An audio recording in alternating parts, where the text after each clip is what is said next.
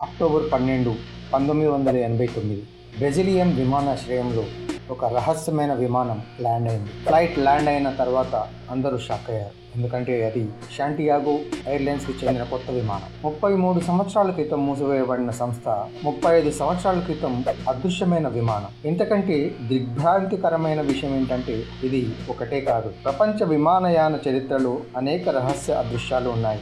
నేటి వీడియోలో నేటికి ఛేదించబడని మరిన్ని రహస్యాల గురించి మనం ఇక్కడ తెలుసుకుందాం. అస్థిపంజరం ఫ్లైట్ 1954 శాంటియాగో ఎయిర్లైన్స్ ఫ్లైట్ 513 88 మంది ప్రయాణికులు 4 సిబ్బందితో పశ్చిమ జర్మనీ నుండి బ్రెజిల్కి వెళ్తోంది. ఈ విమానం ప్రయాణం 18 గంటలు. అయితే కొన్ని గంటల తర్వాత అట్లాంటిక్ మహాసముద్రం సమీపంలో ఈ విమానం ఆచూకీ కోల్పోయింది.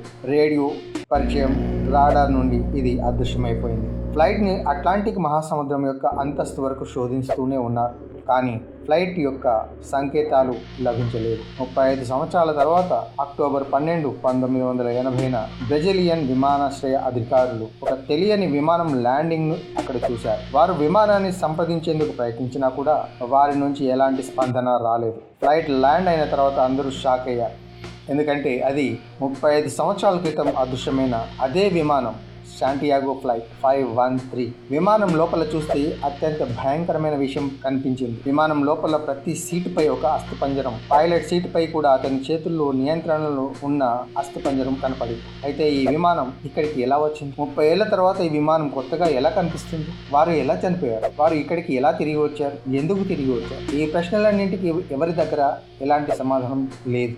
బెర్ముడా ట్రయాంగిల్ డిసెంబర్ 5, 1945 ఫ్లోరిడాలోని యుఎస్ నావల్ ఎయిర్ స్టేషన్ నుండి టీబీఎం అవెంజర్ టార్పెడో బాంబర్స్ యొక్క 5 విమానాల సమూహం ఫ్లైట్ 19గా సాధారణ ఓవర్ టవర్ నావిగేషనల్ శిక్షణ కోసం బయలుదేరింది. ఈ విమానం తిరిగి రాలేదు.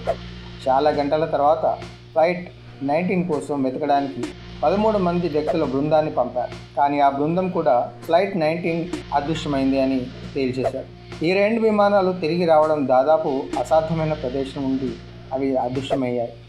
బెర్ముడా ట్రయాంగిల్ అనేక నౌకలు ఈ విమానాలు అదృశ్యమైన ప్రాంతం నుండి ఎటువంటి క్లూని కనుక్కోలేకపోయాయి. ఫ్లైట్ 19 అదృశ్యమైన తర్వాత సముద్రపు అడుగు భాగంలో ప్రత్యేక ఆధారాలు కనుగొనబడినప్పుడు అనేక సిద్ధాంతాలు ఇక్కడ మనకి కనిపించాయి. ఒక పెద్ద స్పీడ్ వంటి ఒక పెద్ద సముద్ర రాక్షసుడు ఆ విమానాన్ని నాశనం చేసిందని, గ్రహాంతరవాసులు భూమికి ప్రయాణించడానికి వీలుగా ఒక పోర్టల్ కూడా ఉందని కొందరు నమ్ముతారు. మరొక సిద్ధాంతం ఏంటంటే బెర్ముడా ట్రయాంగిల్లో తిరిగి రావడం సాధ్యం కాని చోట నుండి ఒక రహస్య ప్రయాణం ఉంది అని నమ్ముతున్నారు. ఫ్లైట్ 19 యొక్క మిగిలిన మొక్కలు ఇప్పటికీ బెర్ముడా ట్రయాంగిల్లో ఉన్నాయని చాలా మంది నమ్ముతున్నారు. కానీ ఈ రోజు వరకు ఆ విమానం లేదా ఆ 27 మంది ఆర్మీ సభ్యుల మృతదేహాలు కనిపించలేదు. ఇక ఇంకొకటి న్యూక్లియర్ బాంబ్ మార్చి 10, 1956 4B-47 వ్యూహాత్మక ఫ్లోరిడా ఎయిర్బేస్ నుండి మొరాకోకు వెళ్ళింది.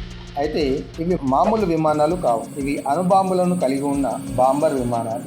7,400 కిలోమీటర్లు ఈ నాసా ప్రయాణంలో ఈ విమానాలకు 2 సార్లు గాలిలో ఇంధనం నింపాల్సి ఉంది. మొదటి రీఫ్యూయలింగ్ సరిగ్గా జరిగింది, కానీ రెండవ రీఫ్యూయలింగ్ వచ్చినప్పుడు ఏదో వింత అక్కడ జరిగింది. ఇంక్ పార్ట్ 59 అనే కాల్ సైన్ ఉన్న జెట్ అది 21,000 అడుగులకు చేరుకున్న వెంటనే అది రాడార్ నుండి అదృశ్యమైపోయింది.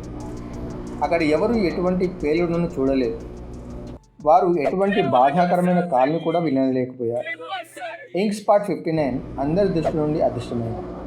దాంతో 3 లేదా 2 అణుబాంబులు మొత్తం నగరాన్ని నాశనం చేయగల 8 మెగావాట్ల అణుబాంబులను కలిగి ఉన్నాయి. అవన్నీ కూడా అదృశ్యమైనాయి. ఇక చివరగా విమానం మధ్యధరా సముద్రంలో కూలిపోయిందని, ముక్కలన్నీ సముద్రంలో అదృశ్యమయ్యాయని అధికారిక కథనం చెప్పబడింది. అయితే ఇది నిజంగా జరిగిందా? ఈరోజు మధ్యధరా సముద్రంలో 2 అణుబాంబులు యథాతథంగా పడి ఉన్నాయి. లేక ఎవరైనా ఈ అణుబాంబులను తెలివిగా దొంగిలించారా? B-47 యొక్క నిజమైన రహస్యం ఇప్పటికీ అది రహస్యంగానే మిగిలిపోయింది. ఇవి అందరికీ తెలియని కొన్ని కథలు మాత్రమే. ఈ రహస్యాలు ఎప్పటికైనా ఛేదించబడతాయా?